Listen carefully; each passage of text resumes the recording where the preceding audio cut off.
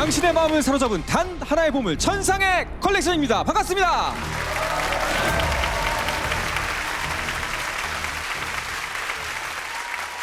반갑습니다. 자, 우리나라 고대사에는요, 고구려, 백제, 신라가 있었죠. 그리고 이 삼국에 버금가는 제4의 왕국이 있었습니다. 맞습니다. 바로 가야입니다. 가야는 500년이라는 역사가 무색할 정도로 문헌, 유적, 유물이 적어서 잊혀진 나라 혹은 수수께끼의 왕국으로 우리에게 불리고 있는데요. 하지만 오늘 이 천상의 컬렉션에서 미스터리 가야의 비밀을 풀어줄 세 개의 보물들이 여러분을 찾아갑니다.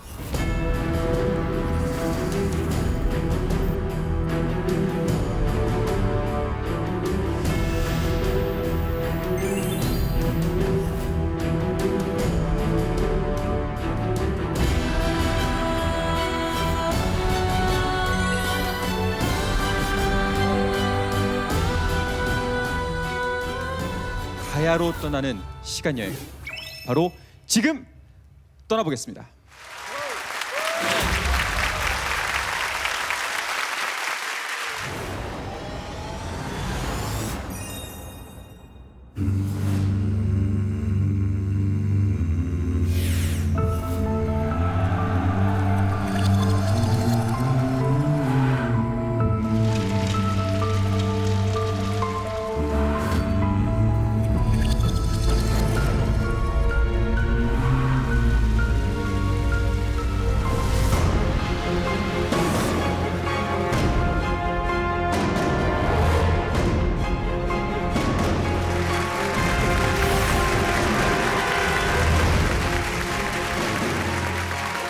드디어 오늘이 찾아왔습니다. 예, 여러분, 천상의 컬렉션을 하면서 말이죠, 이날만을 기다려왔습니다. 왜냐? 가야 특집이거든요.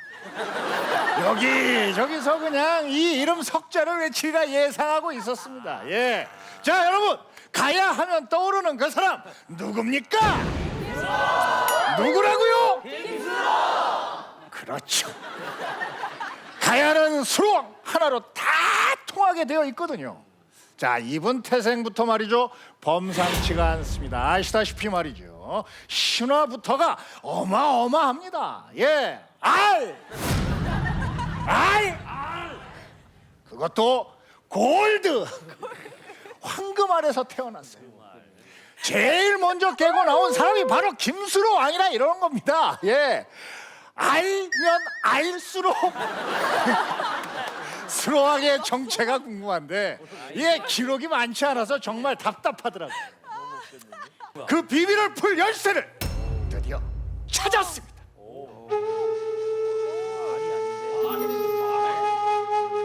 아까는 알, 얘는 말. 네. 자, 결코 이 열쇠가 작진 않아요. 그래도 좀 큼지막합니다. 게다가 국보입니다. 예, 가야의 유일한 국보 275호 가야 기마 인물형 톡입니다.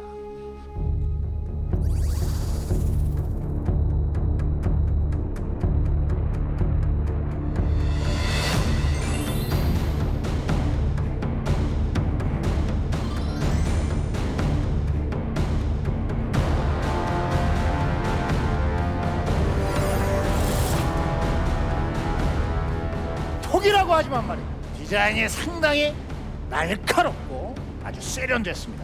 그리고 이 말 위에 사람은 말이죠, 자, 오른손에는 창, 왼손에는 방패를 쥐고 있는데 뭐하는 사람이겠습니까? 전사입니다. 뭐라고요? 그렇죠. 디테일이 상당해서 말이죠, 표정에서 전세 기분까지 딱 읽힙니다. 보세요, 눈매가 상당히 날카롭죠. 아주 심각하면서 뭔가 그 비장함이 느껴집니다. 그리고 잘 보면 말이죠, 머리부터 발끝까지 빈틈이 하나도 없어요. 한마디로 완전무장. 머리끝부터 발끝까지 투구, 방패, 갑옷으로 꽁꽁 싸맸어요. 심지어 말이죠, 말도 무장을 했습니다. 예, 지금으로 치면 장갑차나 다름없는 거예요. 그런데 이 기마인물형 토기는 어디에 쓰였을까요? 술잔이요? 아, 술을 좋아하시나 보군요. 그럼 뭐 꽃병? 여기다 꽃을? 아니죠. 다 틀렸습니다. 이것은 그들이 제를 올릴 때 쓰던 물건이에요. 예. 아마 그 수많은 가야인들이 이 앞에서 다 절을 했을 거라 말입니다. 그러니 말이죠. 여기 이 전사도 꽤 급이 높다라고 보면 아주 그 예가 정확히 맞을 거라 예상됩니다. 자, 급이 높다. 누구였을까요? 김수로! 그렇죠. 누구였을까요? 아, 홍경민 시간 되면 밥 한번 먹읍시다. 자, 저는 이 사람이 혹시 그 김수로왕이 아니었을까 이렇게 잠시 상상해 봤는데요. 그리고 또 하나, 이 전사가 온몸에 두른 이것 죄다 뭘로 만들었겠습니까? 그렇죠, 바로 FE 철이거든요. 당시 철을 쥐고 있는 국가는 말이죠, 지금으로 치면 말입니다, 석유나 핵무기를 가진 것과 다름없어요. 권력을 딱 손에 쥔 거란 말입니다. 거머쥔 거예요. 그 귀한 철을 가야 김수로왕이 쟁취했다라는 사실을 이 가야 기마인물형 토기가 몸소 증명하고 있는 겁니다.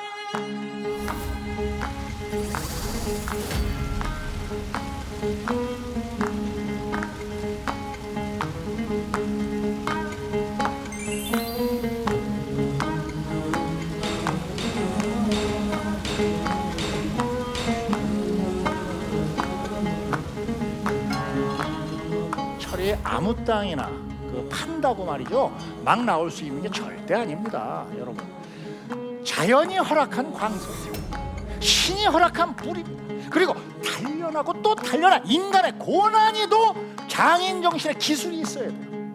이 세 박자가 딱딱딱 맞아야 나올까 말까 하는 것이 바로 철이라는 겁니다. 자, 그런데 그 철을 우리의 수로 멋있는 수로 김수로 왕이 녹였다가 이어 붙였다가 또 녹였다 고쳤다가 뺐다가 떡주무르듯이 하니까 가야인들 눈앞에 그가 마술을 부리는데 보였을 거라 얘기해요. 김수로는 그들에게 최초이자 최고의 강철 디자이너였을 테니까 말이죠. 거기에 농기구 생활도구까지 새로 만드니까 이게 얼마나 편했겠습니까, 여러분? 아마 신이라고 느꼈을지도 모를 일이에요. 그리고 그 기술력이 고스란히 담긴 이 최정의 부대, 철갑 기병까지 이렇게 등장한 겁니다.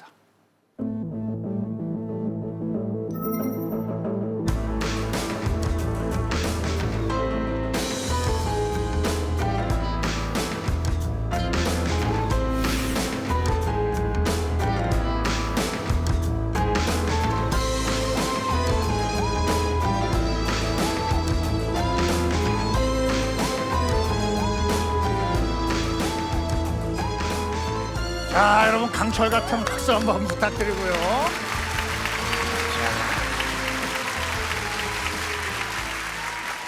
여기 보시면 말이죠, 투구, 갑옷, 창, 방패, 말, 안장까지 다 유물로 발견됐어요. 그런데 이 중에서도 특히 이거, 이 한반도에서 발견된 것 중에 90% 이상이 가야에서 발견됐다 이 얘기입니다. 자, 뭐냐, 바로 철갑옷입니다. 지금까지 70여 벌 정도가 발견됐는데 말이죠, 대부분이 메이드 인 가야예요. 예. 철갑옷을 이렇게 천천히 한번 뜯어봤습니다. 이게 그냥 철판 하나를 쓱 이게 오려 만든 게 아니더라고요. 조각조각 나뉘어져 있어요. 무려 27조각이 이어져 있습니다. 예. 그리고 이것들을 이으려고 사용된 몸만 80개 이상이 있어요. 게다가 전쟁에서 말이죠, 철갑옷을 입었을 때 가장 중요한 게 뭐겠습니까? 가볍고 단단해야 해요. 보통 기술이 필요한 게 아닙니다. 예? 그런데 이들은 또 해냅니다. 예. 비밀은 말이죠, 요 1mm 이 철갑옷 두께를 그 요만큼, 아주 요만큼 1mm로 만들어서 가볍지만 결코 약하지 않은 철갑옷을 만들어낸 거죠. 기가 막히지 않습니까? 그리고 그 철갑옷을 입고 이 나라를 지켜낸 거예요. 여러분 다시 한번 보십시오. 늠름하지 않습니까? 예? 결국 가야의 철거봇을 두른 기마 인물형 토기는 말이에요.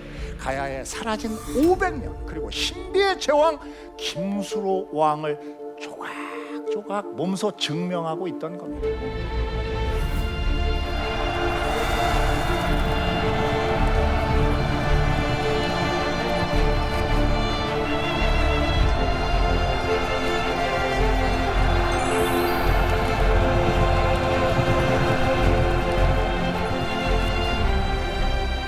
이들이 철에 집착한 이유가 이제 조금 여러분들께서 이해가 되십니까? 예, 싸움 걸어서 주변국 이렇게 정복하려고? 아니죠. 이들은 참 작은 나라였어요. 나라를 지키고 백성을 지켜야만 했던 거죠. 그들이 먹고 살 길도 마련해야 했거든요. 그 방법 중 하나가 바로 철이지 않았을까요? 하지만 정작 역사의 기록에 김수호 왕과 가야는 말이죠, 상당 부분 사라져버렸습니다. 참 안타까운 일이죠. 지금 이 기마 인물형 토기가 우리 앞에 나타난 이유, 늦지 않았다, 지금이라도 알아달라, 기억해달라, 이렇게 말하는 건 아닐까요? 이제 시작입니다. 그동안 풀리지 않았던 수수께끼의 답을 풀어줄 가야 수롱의 블랙박스 기마 인물형 톡입니다. 감사합니다.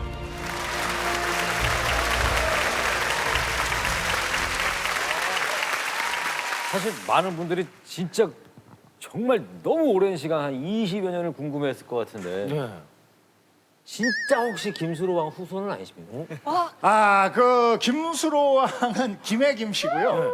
전 광산 김씨고요. 예, 저의 본명은 김상중이에요. 예?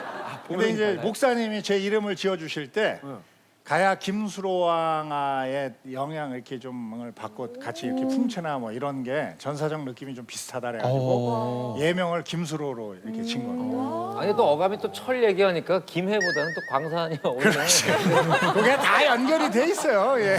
광산 김씨가 더 어울리네요. 저 토기를 보면서 제가 좀 느낀 게 있는데 네. 제가 좀 준비를 해왔습니다. 네. 우리가 좀 알고 있는 일반적인 토기는 이런 모양이거든요. 맞아요. 네. 형식이 비슷하네요. 좀 헷갈립니다.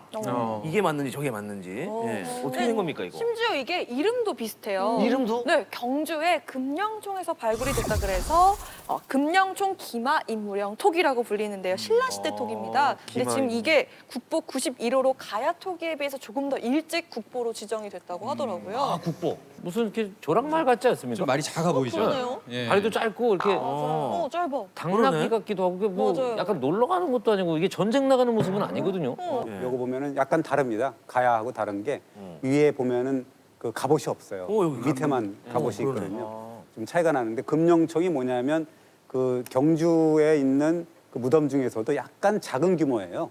그런데 또 있을 건 다 있습니다. 금과의 뭐 금이라든가 이런 게 다 있어서 아마도 신라 왕자의 무덤이 아닐까 이제 그렇게 생각이 되는데 저거는 가야 거는 어떻게 보면 좀 되게 그 이 철기병 아니면 혹은 그 철을 든 왕의 모습일 수가 있다는 거죠. 약간 다른 부분이 있는 거죠. 그 신라톡이랑 이 닮은 모습이다 보니까 이건 가짜다 라고 하면서 한동안 인정을 좀 못 받았어요. 예, 하지만 계속 연구를 한 거죠. 또 연구하다 보니까 결국 이게 바로 가야의 물건으로 딱 판명이 나서 국보로 그제서야 인정을 받기 시작을 했다고 합니다. 진짜 저 예. 가야톡이 얼마나 억울했겠어요. 내가 진짠데 이렇게 말도 못하고 그동안에 너무 깨끗하고 보관이 너무 잘 돼 있었으니까 다 가짜라고 생각했을 거 아니에요. 토기가 억울한 것보다는 이제 저거를 가짜인 줄 알고 안 산 사람들이 억울하겠죠. 잠 못 자죠 그러면.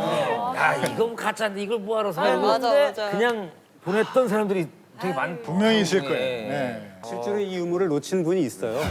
호림박물관을 세우신 윤장섭 선생님 계시거든요. 되게 유명하신 분인데요.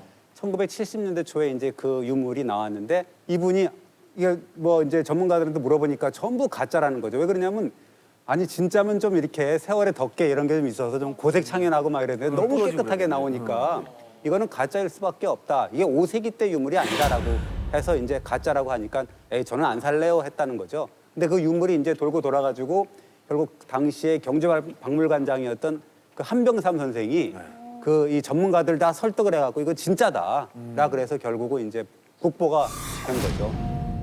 저 가짜가 진짜 가짜가 맞습니까? 저것도 진짜일 수도 있잖아요. 요거 우리 저 김해 시장님 방에 있던 톡인데 시장님 방이면 시장님 방이면 잠깐만. 가야가 그 김해 지역이잖아요. 그래서 제작진들한테 흔쾌히 빌려주셨다고 합니다. 예. 아 실제로 시장님 방에 있던 예, 예, 전시돼 예. 있던 제품. 예, 예. 예. 빌려줄 때 약간 손을 좀 떨었나요? 아니면 그냥 이렇게 아니 뭐 편하게 주신 거 같아요. 좀 되게 가볍다고 이제 또 아까 말씀하셨잖아요. 그러니까 서행 같은 경우는 옛날 그 기사들 보면은 거의 눈도 안 보일 정도로 전부 다 이제 그런 절갑 옷을 입었는데 이 무게가 거의 한 40kg에서 80kg 정도 나갔다고 하더라고요. 그래서 혼자서 말을 못 탔대요. 그럼 어떡해? 말을 타야 되는데 말을 못 타니까 이렇게 가만히 있고 옆에서 줄을 붙여가지고 사람들이 한 3-4명에서 그 기사를 이렇게 올렸대요, 말을. 그리고 사실 이 서양 쪽 철갑옷들 보면은 아니 이렇게 예쁜 거를 전쟁에 입고 나간다고 이렇게 생각될 정도로 허리가 막 잘록하거나 정말 잘 만들어져서 네. 딱 봐도 이건 보물이다 이런 느낌이 드는데 우리 거는 뭔가 미학적인 면을 추구하기보다는 정말 전쟁에서 이기기 위해서 만들었다 이런 기능성을 좀 추구한 것 같아요. 이 철갑옷은 말이죠 10kg 안팎. 10kg. 진짜 가볍다. 10kg 안팎이니까 가볍다. 엄청나게 가벼운 거예요. 이건 기술이죠. 이건 뭐 기술. 근데 한국에서 제가 옛날에 그런 이야기를 들었는데 한 60년, 70년대 한국에서도 철 가지고 있으면은 그거 뭐 엿으로 바꿔준다는 그런 얘기가 있어요. 그렇죠. 엿하고 하드 막 바꿔주고. 그 당시에 그 기록 있잖아요. 삼국지 위지 동의전이라는 기록이 있지 않습니까? 거기 보면 나라에서는 철이 생산된다. 그리고 산, 예, 외에 모두 교육을 했다라는 게 있고 그리고 철을 그 교육을 할 때는 돈처럼 냈다라는 게 있거든요. 그 당시에 철정이 바로 그러한 역할을 했다고 볼 수가 있는 거죠. 이렇게 또 기자님이 깔끔하게 정리해 주시니까 다행입니다. 잘못하면 이게 막판에 이 분위기 엿으로. 김에는 뭐 예, 마무리가 엿으로 끝날 뻔했네요.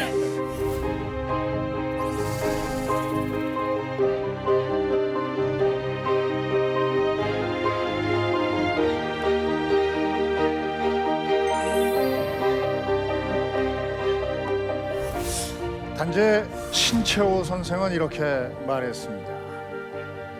한 국가의 역사는 그 민족의 번영과 멸망을 담고 있다.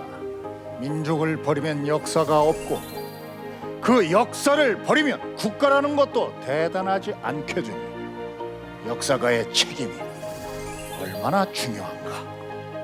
제가 역사가는 아니지만 그래도 지금 우리가 가야와 수로왕을 기억하고 다시 제자리로 돌려놓는 방법 보이시죠? 우리의 손에 달렸습니다. 가야 기마 인물용 톡입니다. 감사합니다.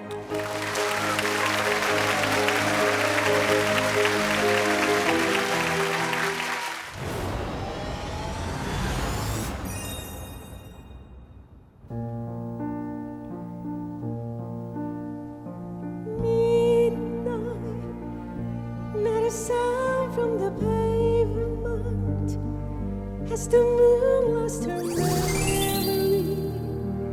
She's smiling alone in the lamplight. The withered leaves collected my feet, and the wind used to move. Memory, all alone in the moonlight, I can smile at the old days. I was beautiful then. I remember a time I knew what happiness was. Let a memory live again.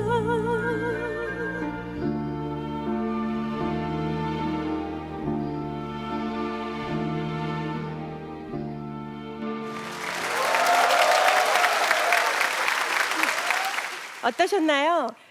저는 오늘의 보물을 접한 이후로 내내 이 노래가 떠오르더라고요. 와, 좋았어요. 뭔가 이 고양이에 관련된. 아, 고양이에 관련된 거냐고요? 아닙니다. 화려했던 과거를 그리워하는 이 노래가 오늘의 보물과 참 많이 닮아 있다는 생각이 들었어요. 한때 가장 찬란하고 아름다운 빛을 담았던 어느 보물의 이야기거든요. 그날 설화 속에서나 존재하는 미지의 나라, 신비의 고대 왕국이 깊은 땅 속에서 깨어났습니다. 베일에 쌓인 나라였던 만큼 특이하고 눈에 띄는 보물이 출토됩니다.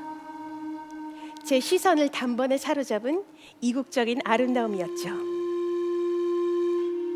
1700년 전에 만들어진 유리 목걸이입니다.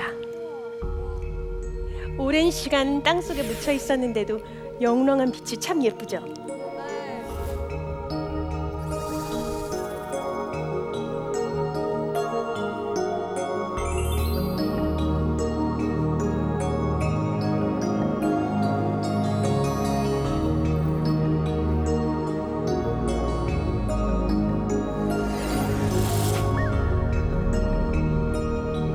그런데요, 이 보물이 제 눈을 사로잡은 이유, 바로 색깔입니다. 코발트 블루라고 하죠. 아주 진한 파랑. 마치 지중해의 푸른 바다를 연상시키는 이국적인 색감이 어떻게 한반도의 고대 왕국에 존재했을까요? 가야인들을 사로잡았던 파란 유리구슬의 원료는 푸른색 광물, 코발트였습니다. 코발트는 예나 지금이나 귀하신 몸입니다. 전 지구의 0.001%밖에 없는 희귀 광물이죠. 캐기도 어렵고 다루기도 힘듭니다. 이렇게 드문 광물이 가야에서 아무리 생각해도 좀 의아해서 찾아보니 한반도에선 코발트 원석이 나지 않더라고요. 뭔가 이상하죠? 코발트 원석이 없는 한반도 남쪽에서 이렇게 많은 파란 유리 목걸이가 발견된다니요? 그렇다면 이 목걸이들은 과연 어디에서 온 걸까요? 일본? 아니면 중국? 그런데 신기한 게요, 이 파란 유리 목걸이가 가야에서만 발견된 게 아닙니다. 그럼 또 어디서 발견됐을까요? 개성? 신라? 태국 푸카오통? 스리랑카 만타이? 베트남 오게오? 그리고 가야의 김해. 혹시 이 네 곳의 공통점 아시는 분 계세요? 잘 모르시겠죠? 전부 항구 도시입니다. 그러니까 1700년 전에도 지금 우리가 생각하는 것 이상으로 활발한 해상 교역이 이루어지고 있었던 겁니다. 지금처럼 첨단 GPS 기술이 있는 것도 아닌데 전 세계 바다를 누비는 상인들이 있었던 거죠.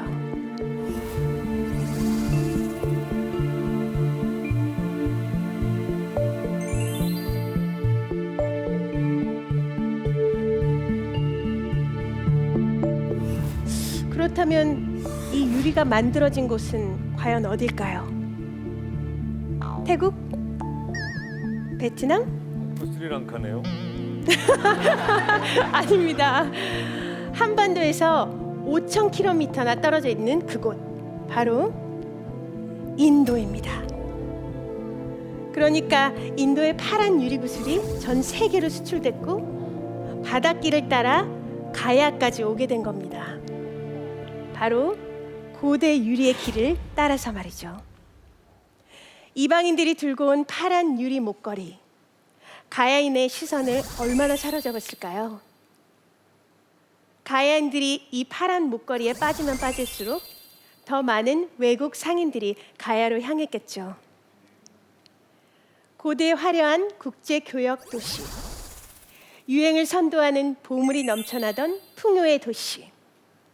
잠시 고대 가야 왕국으로 시간 여행을 떠나보겠습니다.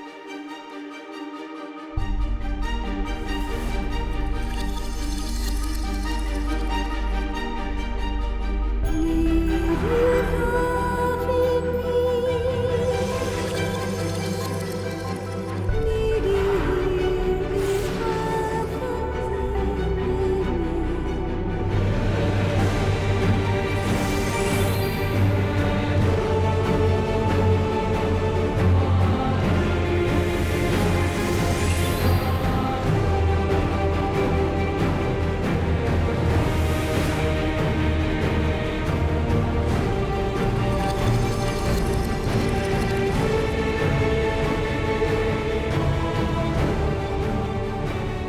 여러분,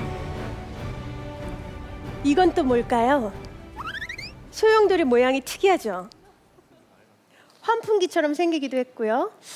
바로 파형동기라는 건데요. 오키나와 특산물인 조개의 모양을 본따서 만든 거예요. 메이드 인 재팬. 일본 외에 다른 나라에서 발견된 건 가야뿐이었어요.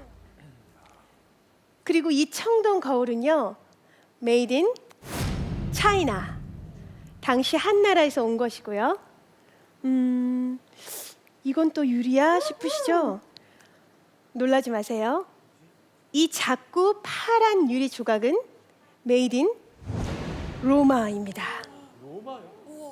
지중해를 출발해 인도와 인도네시아 바닷길을 거쳐 가야에 상륙한 겁니다. 이거 정말 예쁘죠? 지금 백화점 크리스탈 매장에서 팔아도 살 것 같은 이 수정 목걸이. 어디에서 왔는지 아직 밝혀지진 않았지만 가야에서 발견된 또 다른 희귀템입니다. 중국, 일본뿐 아니라 로마까지 전 세계 최신 유행품들이 한반도 남쪽 작은 나라에 몰려들었던 겁니다. 근데 이게 어떻게 가능했을까요? 어떻게 가능했을까요? 바로 가야의 철 덕분이었습니다.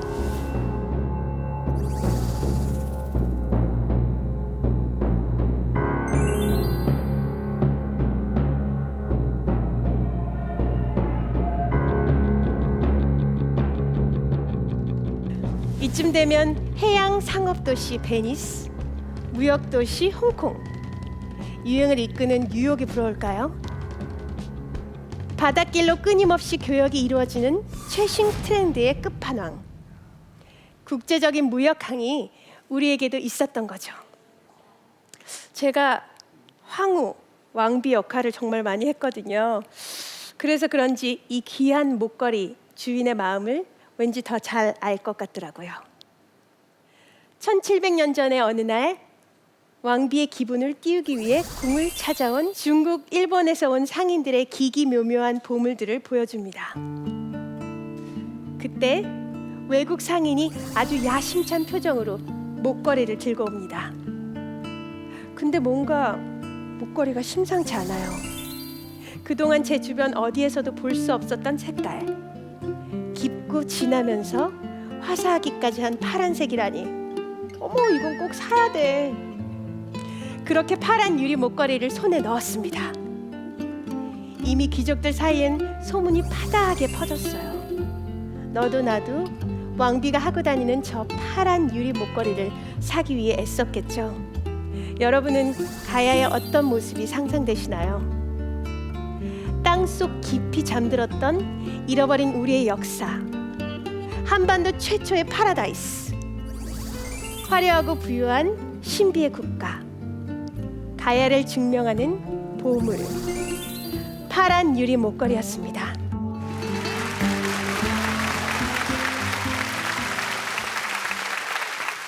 김소연 씨가 이 노래를 부르니까 그 예전 가야의 왕비가 옛날 가야 시절을 떠올리면서 부른 그런 느낌이었어요. 네. 부끄럽습니다. 아니, 어떠셨어요, 준비하시면서? 사실 유리 목걸이를 처음 보자마자 너무너무 그 매력에 빠졌고요. 머릿속에서 정말 다양한 상상력의 나래를 펼치게 되더라고요. 정말 어떨 때 이 목걸이를 하고 다녔을까? 다른 사람들은 이 목걸이를 보고 어떤 생각이 들었을까? 부러웠을까? 아니면 얼마나 귀한 보물이었을까? 그런 생각 덕분에 가야의 이 파란 유리 목걸이를 소개하는 시간이 정말 즐거웠습니다. 어떤가요, 치솔 씨? 가까이서 보니까 어때요? 와, 지금 이게 가까이서 보니까 이렇게 알이 유리알이 다 달라요. 이게 하나하나 다 다르게 생겼어요. 너무 예쁘지 않아요? 저도. 그쵸? 이게 지금 매장에서 팔아도 될 것 같고 저도 막 하나 갖고 싶고 그렇네요. 어이구. 내가 한번 아니, 소품 부셔봐. 이거 보니까 이온 음료 생각나요. 나나나나나. 이온 음료. 그죠? 아니 색깔이 어떻게 이렇게 예쁠 수가 있지? 근데 어떻게 보실래요? 정말 파란 것 같아요. 진짜 예쁘다. 야, 근데 이거를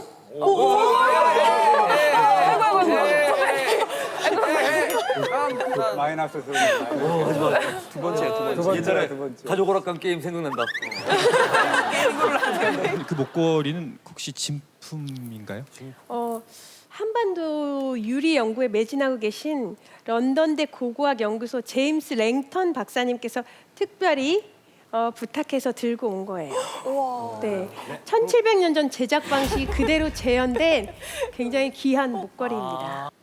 가까이서 보니까 그 알알이 모양도 모양이고 색깔도 미묘하게 다른 것이 달라요, 달라요. 그래서 더 진짜 예쁜 것 같아. 달라요. 그 착용하는 사람이 질리지 않을 것 같아요. 네. 아니 근데 좀 궁금한 게 있는데 사실은 우리 이제 보석 하면은 뭐 다이아몬드나 뭐 금이나 이런 걸 좋아해야 되는데 왜 가야 사람들은 사실 좀 이렇게 이야기하면 그렇지만 이거 유리 쪼가리 아닙니까? 예? 유리 쪼가리가 유리 쪼가리가 죄송합니다. 근데 유리잖아요, 그냥 유리알. 유리알을 왜 이렇게 높게 생각했을까요? 근데 제 생각에는 기존의 그 보석들과는 다르게 모양을 마음대로 만들 수도 있고 색을 원하는 대로 표현할 수 있다는 점, 그런 장점 때문이 아닐까요?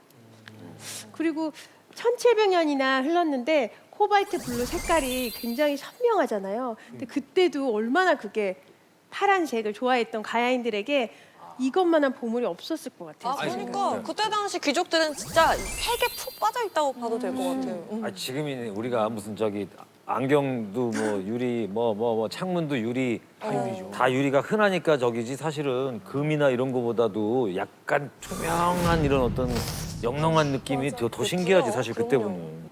유리를 만드는 기술이 굉장히 어렵거든요. 그러니까 모래를 1,400도 이상으로 이렇게 녹여놔야지 유리가 나오는 거기 때문에 쉽지 않은 거거든요. 근데 우리나라에 유리가 들어온 게 아마도 기원전 한 2세기부터 이렇게 조금씩 들어온다고 하거든요.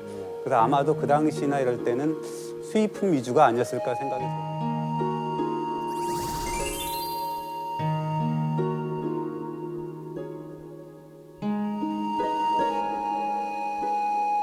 아니 도대체 가야에는 왜 그렇게 다양한 국가들의 유리들이 들어오게 된 걸까요? 그 제조 국가별로 유리 구슬을 만들 때 들어가는 그 광물이나 네. 제작법이 조금씩 달랐으니까요. 그러니까 색도 다양하고 같은 파란색이어도 조금씩 차이가 있었어요. 그런 생각이. 저기 남자들이 잘 이해 못하는 뭐 그런 거 여자들이 막 이거 다 똑같 쇼핑하러 가가지고 다 똑같은데 이거 막 계속 거기서 립스틱 내가 볼 때 다 똑같은 색깔인데 얘 한번 봤다가 얘 한번 봤다가 하늘 아래 같은 립 색깔은 없다. 그렇지. 라는 말이 있어요. 맞아요. 그래요? 핑크색도 다 같은 핑크가 아니에요. 같은 색이어도 바르는 사람의 피부톤이나 느낌이 다 다르다고요.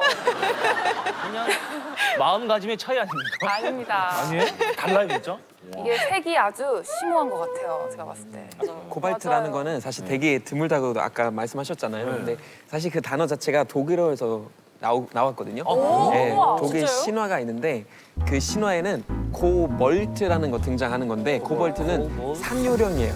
산유령인데 이제 그 산유령에 대한 여러 가지 이야기 있는데 예를 들면 광부들을 되게 괴롭히고 그만큼 코발트가 개개가 굉장히 어렵고 또 태워버리면은 약간 독가스 같은 거 나니까 약간 위험하기도 하거든요. 북방의 실크로드나 아까 얘기했던 베트남이라든가 타일랜드 이쪽에 해상 실크로드를 통해서 또 가장 가까웠던 김해 쪽으로 교역이 왔었던 거죠. 그러니까 선진 문물이 김해에서 굉장히 이 번성을 했고 그러다 보니까 이제 해양 실크로드의 기착점이자 뭐 종착점이자 시발점이 될 수가 있는 거죠. 경주하고 또 이 김해가 또 그렇게 볼 수가 있습니다. 예로부터 유리는 모래와 재에서 태어난 불사조라고 불렀다고 합니다. 깨지기 쉬운 것 같으면서 영원한 보석이 되고 그냥 돌인가 싶으면 화려한 빛이 되는 영원한 생명력의 유리. 깊은 땅 속에서 깨어나 잊혀진 고대 왕국의 화려함을 증언하고 있는 보물. 가야의 파란 유리 목걸이였습니다. 감사합니다.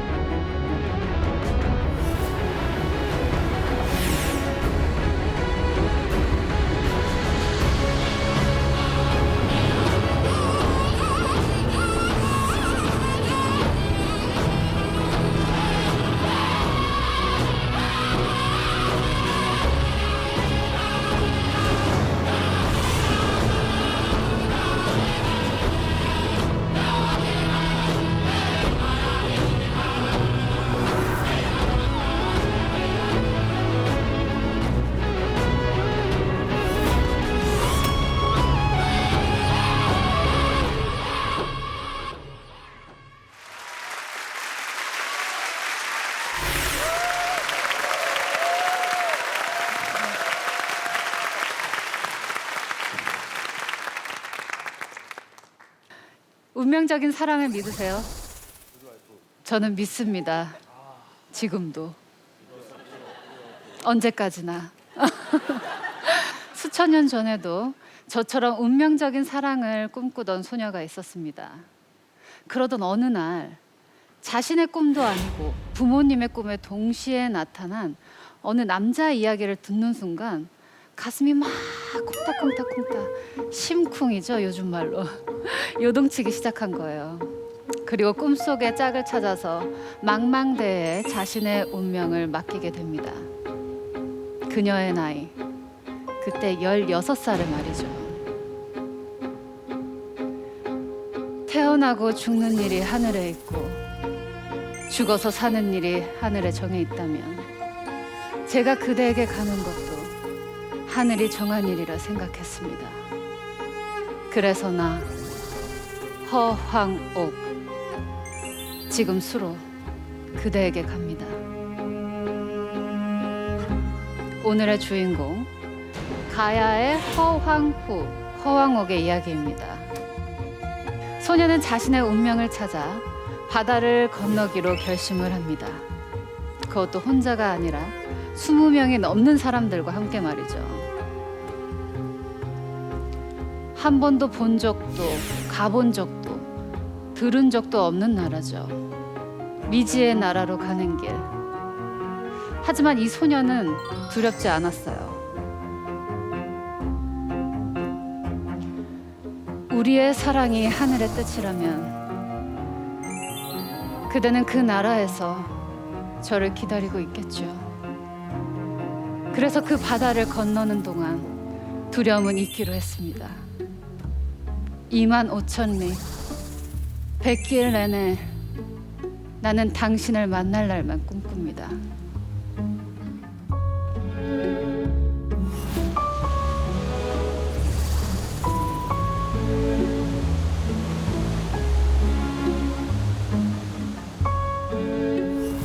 하지만 어땠을까요? 바다는 그녀를 쉽게 놓아주지 않았죠. 험난한 파도 때문에 몇 번이나 배를 타고 나섰다가도 되돌아오는 과정이 되풀이됐습니다. 그래서 그녀는 포기를 했을까요? 아닙니다. 이번에는 석탑과 함께 이 배에 올랐습니다. 그런데 이상한 일이 벌어지기 시작한 거예요. 당장이라도 배를 집어삼킬 듯 맹렬한 기세로 몰아치던 이 파도가 배에 닿기도 전에 잠잠해지는 것이에요. 마치 이 탑이 배와 소녀를 수호하는 것처럼 말이죠. 과연 이 탑은 어떤 탑일까요? 얘기를 들으면 들을수록 궁금해지시지 않나요? 여러분, 깜짝 놀라실 겁니다. 준비하시고 보세요. 자! 이렇게 생겼습니다.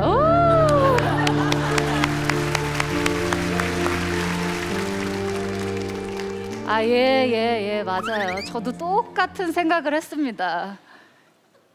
돌, 덩, 리. 맞아요. 제가 오늘 들고 나온 보물이 바로 이 파사 석탑입니다.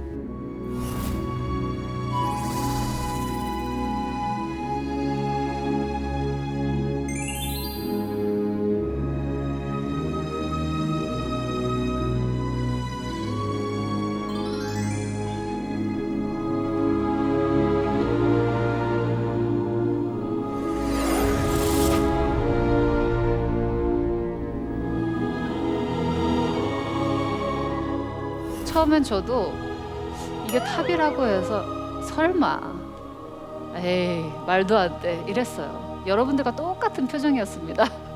그냥 막 넓적한 돌덩어리 5개를 마구잡이로 이렇게 쌓아 올린 듯한 이 모양이 어떻게 탑이라는 거죠?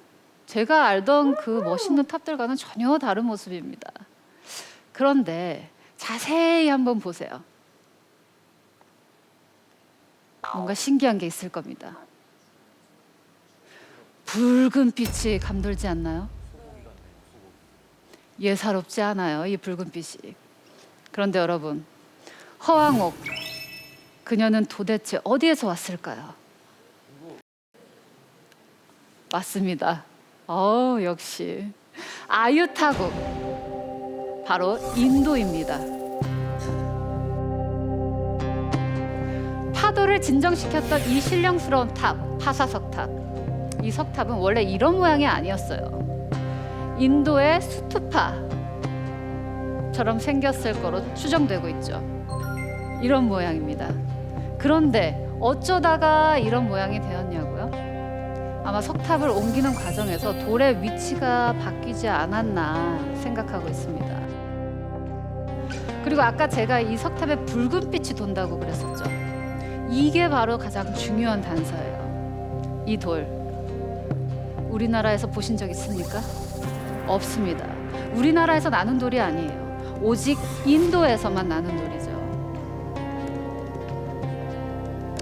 그래도 아직 못 믿으시는 것 같은데, 그래서 제가 또 다른 증거를 하나 가지고 왔습니다. 이건 가야 왕릉에서 나온 인골입니다. 저처럼 호기심 많은 학자들이 이 인골의 DNA 유전자를 채취해서 분석을 해본 결과 인도 사람의 유전자 DNA와 거의 일치합니다. 이게 무슨 말이냐? 가야에 진짜로 정말로 인도인이 있었다는 거죠. 하늘의 명에 따라 가야의 왕이 된 김수로처럼 허왕옥도 하늘의 명에 따라 험한 바다 넘어 가야로 향했습니다. 그렇게 두 사람은 우리 역사가 기록하는 최초의 국제 결혼을 하게 됩니다.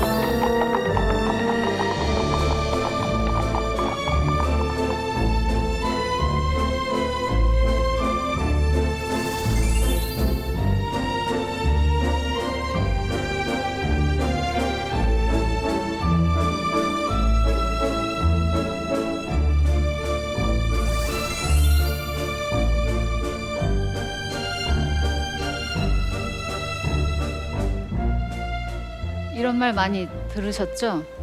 사랑은 타이밍이다. 이렇게 먼 데서 왔는데 수로왕이 그 사이 다른 여인을 왕비로 맞아들였으면 어떡하죠? 불가합니다. 어디에서 왔는지 누군지도 모르는 여인을 왕비로 들일 수는 없습니다. 위험합니다. 왜 왔는지 무엇을 원하는지도 모르는 사람입니다. 바다를 닫아야 합니다.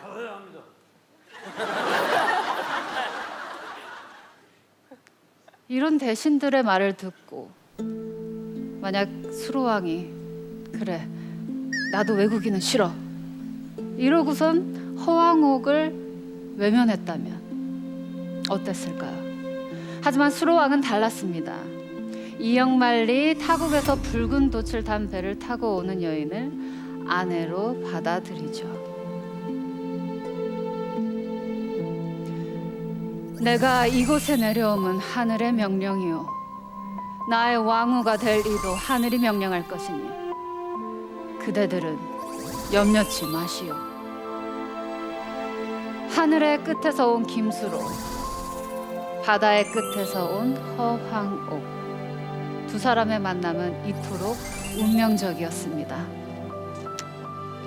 오늘 저는 이 파사석탑을 여러분께 소개해드리면서 16 허왕후의 열정과 용기에 정말 큰 감동을 받았어요.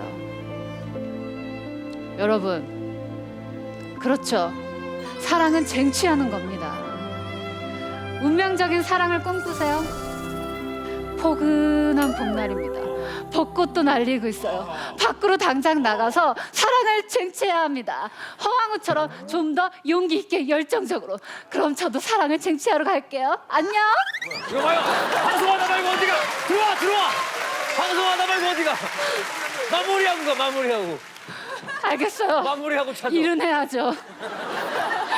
감사합니다.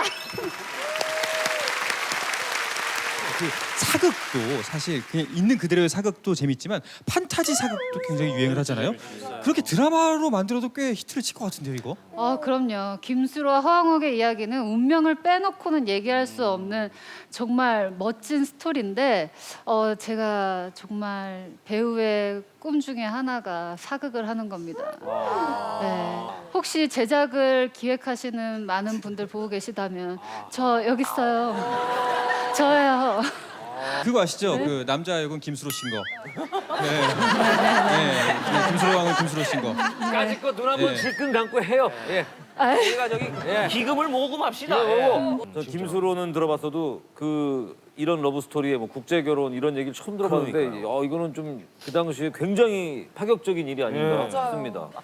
아니 근데 지금도 약간 지구촌인데 아직도 사실 국제 결혼이라는 거는 쉽진 않잖아요. 인식도 그렇고 사실 어떤 국제 부부 같은 거 봤을 때도 좀 약간 뭐 소통이나 뭐 어떤 문화 차이 문제 있을 수도 있는데 그 2000년 전에 있었던 일이라고 하면은 정말 대단한 것 같아요. 저도 그래서 국제 결혼하는 상상을 한번 해봤어요. 아, 본인이? 네.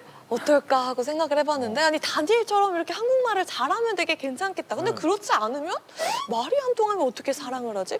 두 사람은 의사소통을 어떻게 했을까? 이런 궁금증이 드는 거예요. 사실 뭐 언어가 필요하겠습니까? 눈빛으로 그냥 다 통하는 거죠. 안 통해? 근데 가끔은 그런 거 있지 않아요? 같은 한국어를 쓰는데도 말이 안 통할 때. 그게 더 답답해요. 우리도 그래요. 핑크가 여러 가지라는데. 아까 그 허황우가 네. 9살인가 위잖아요. 사실은 연상이잖아요. 네. 그러니까 그 되게 당찬 여자거든요. 그러니까 이억만리 왔는데 딱 이 김해에 딱 도착을 했는데 김수로 왕이 신하들만 2명 보낸 거예요. 그러니까 이 허황옥이 지금 뭐 하는 거냐? 당신들 지금 뭐 나를 어떻게 보고 지금 이 신하들만 보냈냐고 이렇게 가서 전하라고 얘기한 겁니다. 그랬더니 가서 이제 전하니까 부랴부랴 이제 김수로 왕이 막 뛰어온 거죠.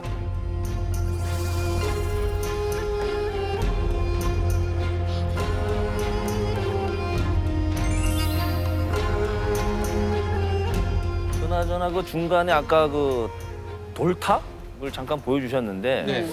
그거 어디 그냥 어디 약수터 올라가면 있는 돌탑 그런 느낌이거든요. 그게 뭐 보물이 맞습니까? 그걸 약수터요. 정말 우리가 이렇게 많이 쌓아놓는 그 소원 비는 그런 돌 같은 모양이긴 한데 사실 화사석탑은 실제로 생긴 모양 때문에 좀 천대를 받았다고 해요. 하지만 지금은 수로왕비 옆에 정자를 만들어서 아주 멋있게 잘 세워놨다고 합니다. 근데 이거를 허황욱이 가져왔다는 게 진짜 사실이에요? 이게 네, 그 삼국유사에 분명히 기록이 돼 있거든요.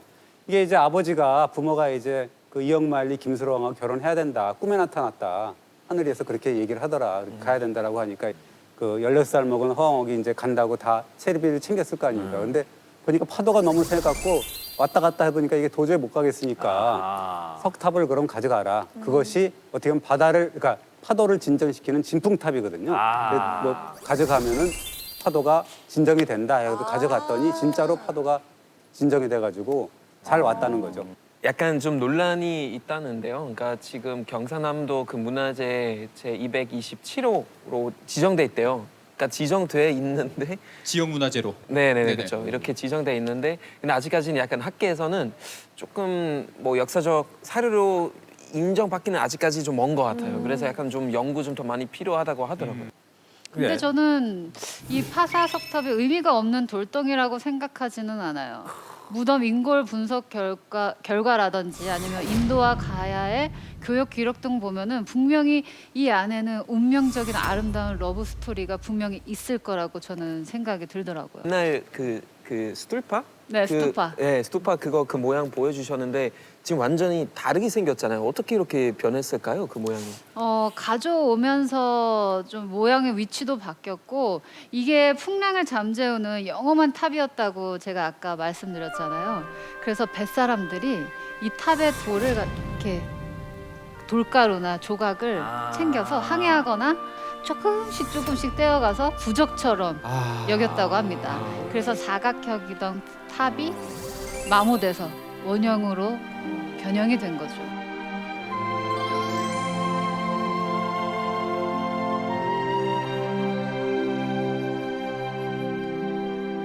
저런 전설이 삼국유사에 남아있다는 거는 그 당시에 그 허왕옥 시대의 어떤 그런 남방과의 어떤 교류, 인도와의 그 활발한 교류를 우리가 그 상징적으로 말해주는 거다라고 볼 수가 있죠. 저도 진짜 연결고리가 인도랑 있는 것 같은 게 수로왕릉에 가면요 흰 석탑을 가운데에 두고 두 마리 물고기가 서로 마주보고 있는 그런 게 있어요. 근데 이게 인도에 가면은 정말 흔히 볼 수 있는 그런 신의 형태라고 하더라고요. 이걸 보면 정말 인도와 뭔가 있었던 것 같다는 생각이 들어요. 인내 있어. 있어. 분명히 있어요.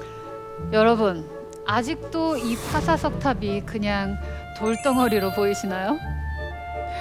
비록 모습은 초라해 보이지만 파사석탑이 담고 있는 이야기는 제가 지금껏 들었던 그 어떤 사랑 이야기보다 더욱더 순수하고 감동적으로 다가왔습니다.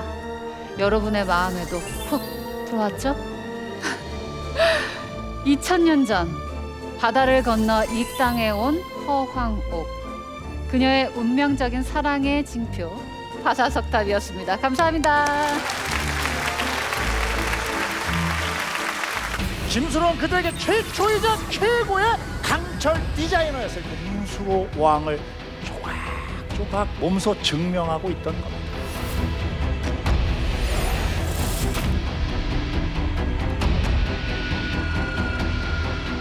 바닷길로 끊임없이 교역이 이루어지는 최신 트렌드의 끝판왕. 땅속 깊이 잠들었던 잃어버린 우리의 역사.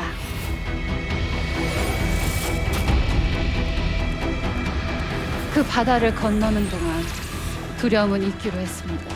하늘의 끝에서 온 김수로, 바다의 끝에서 온 허황옥.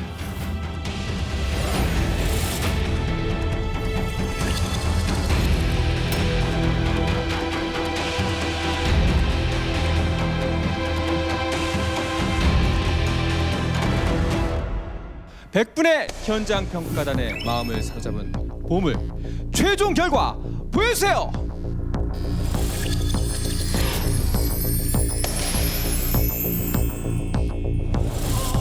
축하드립니다. 오늘 천상의 컬렉션에는 호스트 최혜진 씨의 파사석탑이 올랐습니다. 축하드립니다. 감사합니다. 사랑은 못 찾았지만 네. 천상의 컬렉션을 찾았습니다. 개인적으로 김수로 선배님이 계셔가지고 이 파사석탑은 와이프의 이야기잖아요. 그래서 수로 선배님 와이프님께 좀 부탁을 해볼까 하다가 네, 제가 이렇게 나오게 됐는데 1등하게 돼서 너무나 감사드립니다. 이게 뭐 이분들과의 인연이 아닌 거죠. 김수로 왕에 대해서는 다른 관객분들과 네. 2006년 제가 독일 본대학교 입학했을 때 처음으로 한국사를 접근했는데 아직도 되게 생생하게 기억나는 게 선생님 그때 설명해 주셨어요. 옛날에 뭐 삼국시대라는 거 있었고 뭐 신라 백제 고구려 있었는데 그리고 가야라는 거 있었는데 근데 아는 바 별로 없다. 그걸로 넘어가셨거든요. 근데 수업 시간에 아직 그거 듣고 그렇구나라고 해서 되게 궁금했었는데 오늘 그걸로 이제 볼 수 있어서 너무 좋았고 오늘 그 참 가야는요 되게 공부하면 공부할수록 참 모릅니다. 왜냐하면 학자마다 너무나 다른 얘기를 하고 그래서요. 그리고 기록이 잘 없고 그래서 굉장히 어려운 그런 주제예요. 그러니까 오늘 같은 경우 1등한 거는 그럼에도 불구하고 스토리텔링이 있었던 파사석탑이 우승을 하지 않았나 저는 그렇게 생각이 됩니다. 당신의 마음에 불을 밝혀줄 단 하나의 보물, 단 하나의 이야기가 여러분 찾아갑니다. 지금까지 천상의 컬렉션이었습니다. 고맙습니다.